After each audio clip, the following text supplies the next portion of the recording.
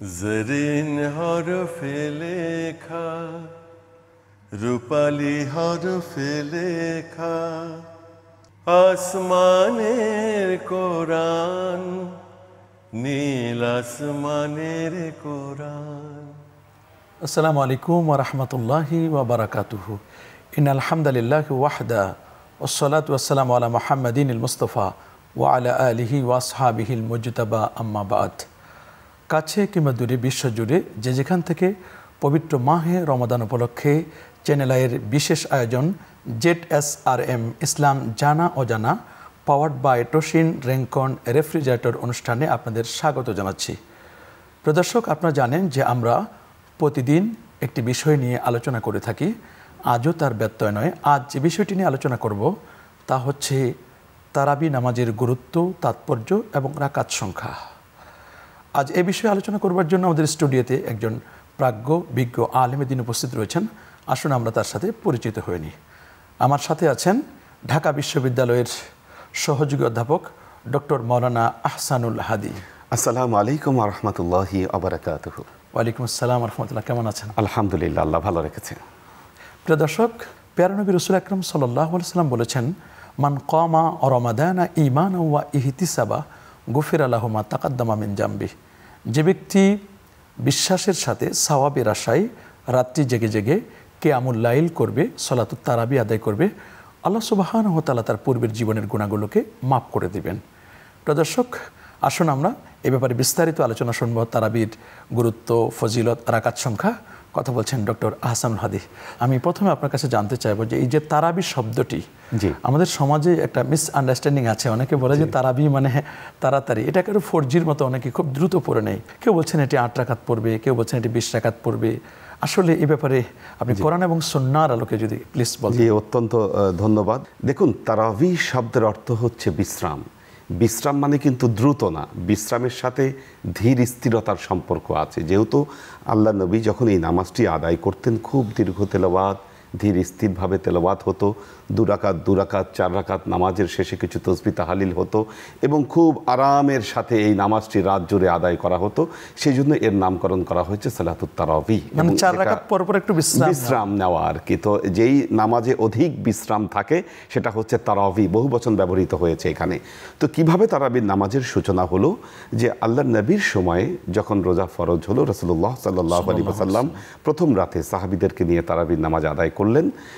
এরপর দ্বিতীয় রাতে যখন তিনি তারাবির নামাজ আদায় করলেন, আরও অধিক সংখ্যক মানুষ মসজিদে উপস্থিত হলো, উপচে পড়া অবস্থা। তৃতীয় দিন আরও আসলো। এর পরের দিন লোকজন জড়ো হলো, আল্লাহ নবীকে ডাকাডাকি করা হলো। রাসূলুল্লাহ সাল্লাল্লাহু আলাইহি ওয়াসাল্লাম বের হলেন না, কিন্তু তিনি বের না হবার কারণটি বলে দিলেন। আল্লাহ নবী বললেন, আমি এই মুহূর্তে বের হচ্ছি না এই কারণে, কারণ আমি প্রতিদিন যদি তোমাদেরকে নিয়ে এই নামাজ আদায় করি, তাহলে তোমরা এই নামাজটি তোমাদের উপর ফরজ মনে করবে। সেই জন্য আল্লাহ নবী আর বের হননি। খলিফা ওমর রাদিয়াল্লাহু তাআলা আনহুর সময়ে এসে, তার মানে নবীজির ইন্তেকাল হয়ে গেল, ওইভাবেই চলছিল, আকবরের যুগেও ঠিক ওইভাবেই চলছিল। চলে আসলো হযরত ওমর রাদিয়াল্লাহু তাআলা আনহুর সময়। ওমর রাদিয়াল্লাহু তাআলা আনহুর সময়ে মসজিদে নববীতে দেখা গেল যে, আপনি জানেন যে সেই সময় কিন্তু কোরআন সংরক্ষণের একটা প্রয়োজন মানুষ অনুভব করছিল। যেহেতু হযরত আবু বকর রাদিয়াল্লাহু তাআলা আনহুর সময় যে রিদ্দার যুদ্ধ হয়েছিল, সেখানে অনেক হাফেজ ইন্তেকাল করেছিলেন, প্রায় 70 জনের মতো। তো এই জন্য হাফেজের সংখ্যা কম হয়ে যায় কিনা, এই জন্য সবাই কিন্তু কোরআন বিশেষভাবে কিন্তু মশক করত। তো খলিফা ওমর রাদিয়াল্লাহু তাআলা আনহুর সময় দেখা গেল যে হযরত উবাই ইবনে কাব রাদিয়াল্লাহু তাআলা আনহু, তিনি বিখ্যাত কারি ছিলেন এবং তিনি হাফেজ ছিলেন। পবিত্র কোরআনের যে হেফজ তিনি খুব সুন্দরভাবে করেছিলেন। উনি কয়েকজন সাহাবাকে নিয়ে মসজিদে নববীতে তিনি দাঁড়িয়ে নামাজ আদায় করছেন, এই সালাতুত তারাবি। খলিফা ওমর রাদিয়াল্লাহু তাআলা আনহু যখন এসে দেখলেন যে উনি এত সুন্দর করে নামাজ পড়ছেন, তিনি একটি মন্তব্য করলেন, মা আহসানাল বেদা, এটা কত চমৎকার না একটা সিস্টেম, একটা নিয়ম তুমি করেছো। উনি নির্দেশ জারি করলেন যে মসজিদে নববীতে আজকে থেকে এই তারাবির নামাজ, এই 20 রাকাত নামাজ আদায় হবে এবং এই 20 রাকাত নামাজে পবিত্র কোরআনের খতম এই নামাজের মধ্যে হয়ে যাবে। তো খলিফা ওমর রাদিয়াল্লাহু তাআলা আনহুর সময় থেকে নিয়ে শুরু করে এই বর্তমান সময় পর্যন্ত এখনও বাইতুল্লাহ এবং মসজিদে নববীতে এই 20 রাকাত তারাবি কিন্তু জারি আছে এবং এই নামাজের ভেতরে পবিত্র কোরআন খতম করা হয়। এই রেওয়াজ এখন পর্যন্ত আমাদের মধ্যে জারি রয়েছে, যাতে কোনো সন্দেহ নাই, শক্কাও নাই। কেউ কেউ বলতে চাইছেন যে বর্তমান সময়ে এসে যে তারাবির নামাজ 20 রাকাত পড়তে হবে, 20 রাকাত পড়বার কোনো দরকার নেই, এই তারাবির নামাজ আসলে 20 রাকাত নয়, তারাবির নামাজ হচ্ছে 8 রাকাত। এবং তারা এটার দলিল হিসাবে যে দলিলটি পেশ করেন সেটি হচ্ছে মা আয়েশা রাদিয়াল্লাহু তাআলা আনহার বর্ণিত একটি হাদিস। তিনি বলেছেন, আল্লাহর নবীর রাতের নামাজ কি রমজান মাসে কি রমজান মাসের বাইরে 11 রাকাতের বেশি আল্লাহর নবী নামাজ পড়তেন না। এখন যারা এটাকে দলিল হিসাবে পেশ করেন, আমি তাদেরকে অনুরোধ করব যে আপনারা আগে যে এই হাদিসটি যেই অধ্যায়ে বর্ণিত হয়েছে আপনারা সেই অধ্যায়ের টাইটেলটা দেখেন, এবং ওই অধ্যায়ের টাইটেলটাই কিন্তু তাহাজ্জুদ। কারণ রমজান মাসের বাইরে তো আসলে তারাবির নামাজ হবে না, শুধুমাত্র রমজান মাসেই কিন্তু আল্লাহর নবী তারাবির নামাজ আদায় করতেন। আর এখানে যেহেতু নামাজের ব্যাপারে বলা হয়েছে কি রমজান মাসে আর কি রমজান মাসের বাইরে, আমরা স্পষ্ট হয়ে যাচ্ছি যে এই নামাজে মা আয়েশা রাদিয়াল্লাহু তাআলা আনহা যে নামাজের কথা বলেছেন এটি সালাতুত তারাবি নয়, এটি নিঃসন্দেহে এটি তাহাজ্জুদের নামাজ, সালাতুত তাহাজ্জুদের নামাজ। এবং তাহাজ্জুদের নামাজ কিভাবে আল্লাহর নবী 8 রাকাত পড়তেন আর 3 রাকাত হচ্ছে বেতের, তো 8 আর 3 11 রাকাত নামাজ, এটা তাহাজ্জুদের নামাজ হিসেবে আল্লাহর নবী রাতের শেষ ভাগে এই নামাজটি আদায় করতেন। তারাই কিন্তু আবার বেতের নামাজটাকে 1 রাকাত বলছেন, এখানে কিন্তু 3 রাকাতের কথা আছে। এবং সবচাইতে মজার ব্যাপার হলো এই হাদিসটি যে অধ্যায়ে বর্ণিত হয়েছে সূরা সহিহ আল বুখারীতে, এবং বুখারী এই হাদিসের নিচেই ইমাম বুখারীর যে ওখানে যে সরা লেখা আছে যে আপনি বুখারী শরীফের ভেতরে, ওই সরার ভেতরেই হযরত আব্দুল্লাহ ইবনে আব্বাস রাদিয়াল্লাহু তাআলা আনহুর বর্ণিত যে হাদিসটি বর্ণিত হয়েছে যে আল্লাহর নবী 20 রাকাত তারাবির নামাজ মসজিদে নববীতে পড়িয়েছেন, ওই হাদিসটা কিন্তু বুখারীর ভেতরেই ওখানে উল্লেখ আছে। তারাবির নামাজটা আমরা রাকাত পেলাম, তাহলে যে তারাবির নামাজ এটি হচ্ছে 20 রাকাতেই পড়তে হবে। 10 সালামে 20 রাকাত, 2 রাকাত করে পড়তে হবে। 4 রাকাতের পরে একটু বিশ্রাম নিতে হবে।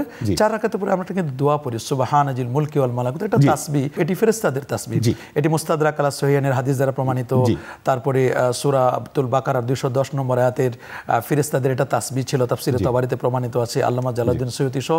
এবং ফতোয়ায়ে শামীর মধ্যে ইমাম আল্লামা কুহস্তানি রাহমাতুল্লাহ আলাইহি তিনি বলেছেন এটি 3 বার পড়া হবে। তো এই দোয়াটা বা এই তাসবিহটা পড়তে কোনো বাধা নেই। জি দেখুন, এটা তাসবিহ পড়তে কোনো বাধা নেই, বরং এটি হচ্ছে আদব। আরো যদি কোনো তাসবিহ তাহলিল আমাদের পড়া লাগে আমরা পড়তে পারি, এবং মুনাজাতের মাধ্যমে 4 রাকাতের পরে মুনাজাত করি, আল্লাহুম্মা ইন্না নাসআলুকাল জান্নাহ ওয়া নাউযু বিকা মিনান নার ইয়া খালিকাল জান্নাতি ওয়ান নার। এগুলো খুব উত্তম দোয়া, উত্তম প্রসেস এগুলো। আল্লাহ যে বলেছেন যে ওয়াতাসিমু বিহাবলিল্লাহি জামিয়া, তোমরা আল্লাহর রজ্জুকে শক্তভাবে তোমরা ধারণ করো, এবং উম্মতে মুহাম্মাদীর চরিত্রই হচ্ছে তারা একে অপরের প্রতি রহমশীল, তারা একত্রিত থাকবে। এখন মুসলমানরা একত্রিত থাকলে যাদের সমস্যা, তারা এই সামান্য কিছু জিনিস নিয়ে মুসলমানদের মধ্যে বিভেদ তৈরি করছে, এবং এই বিভেদগুলো এত প্রকট হয়েছে আপনি খেয়াল করে দেখবেন আমরা আমাদের মসজিদগুলো আলাদা করে ফেলেছি বিভিন্ন নামে, এটা এই মসজিদ, ওইটা অমুক মসজিদ। এটা আমাদের মুসলিম উম্মার জন্য বিরাট একটা অশনি সংকেত। তাহলে আমরা বুঝতে পারলাম যে আমাদেরকে এই তারাবির নামাজের মাধ্যমে আমাদের ঐক্যটাকে ধরে রাখতে হবে। খুব চমৎকার বলছিলেন ডক্টর হাসান হাদি। প্রিয় দর্শক, আমরা যদি মাহে রমাদানে একটি নফল আদায় করি অন্য সময়ের একটি ফরজের সমতুল্য, আর একটি ফরজ অন্য সময়ের 70টি ফরজের সমান সওয়াব আল্লাহ পাক রব্বুল আলামিন দান করবেন।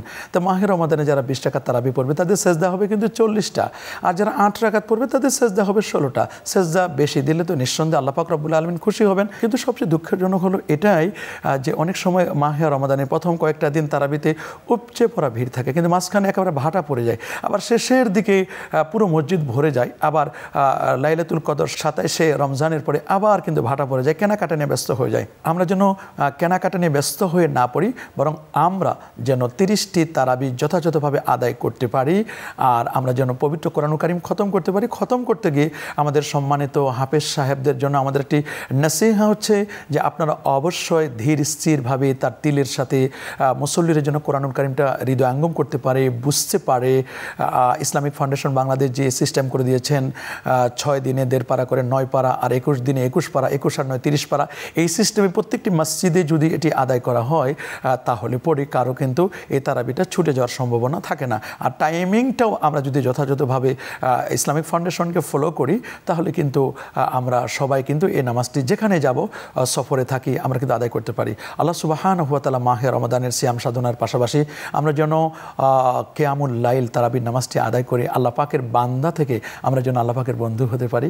আল্লাহ আমাদের সবাইকে কবুল করুন। আপনারা সকলে ভালো থাকুন, সুস্থ থাকুন। আজ পর্যন্তই, দেখা হবে আগামীকাল নতুন কোনো বিষয় নিয়ে একই সময়ে। আল্লাহ পাক রব্বুল আলামিন আমাদেরকে কবুল করুন। আসসালামু আলাইকুম ওয়া রাহমাতুল্লাহি ওয়া বারাকাতুহু। নীল আসমানের কোরআন।